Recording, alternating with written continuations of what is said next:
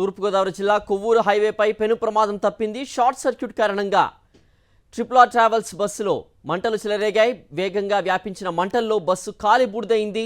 Driver అప్రమత్తం కావడంతో 10 మంది సురక్షితంగా బయటపడ్డారు.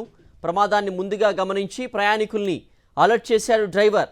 వెంటనే బస్సు నుంచి ప్రయాణికుల్ని కిందకి దింపాడు.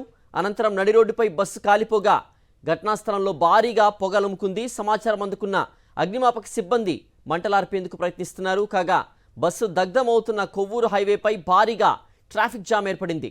దర్యాప్తు చేపట్టిన పోలీసులు ప్రమాదానికి గురైన ప్రైవేట్ ట్రావెల్స్ బస్సు ఖమ్మం నుంచి విశాఖకు వెళ్తున్నట్లుగా గుర్తించారు. అగ్ని ప్రమాదానికి గల కారణాలను ఆరా తీస్తున్నారు. తూర్పుగోదావరి జిల్లా కొవ్వూరు హైవేపై పెను ప్రమాదం తప్పింది.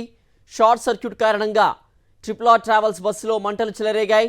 వేగంగా వ్యాపించిన మంటల్లో బస్సు కాలి బూడిదైంది. డ్రైవర్ అప్రమత్తం కావడంతో 10 మంది సురక్షితంగా బయటపడ్డారు.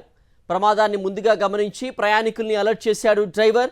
వెంటనే బస్సు నుంచి ప్రయాణికుల్ని కిందకు దింపాడు. అనంతరం నడి రోడ్డుపై బస్సు కాలిపోగా ఘటనా స్థలంలో భారీగా పొగ అలుముకుంది.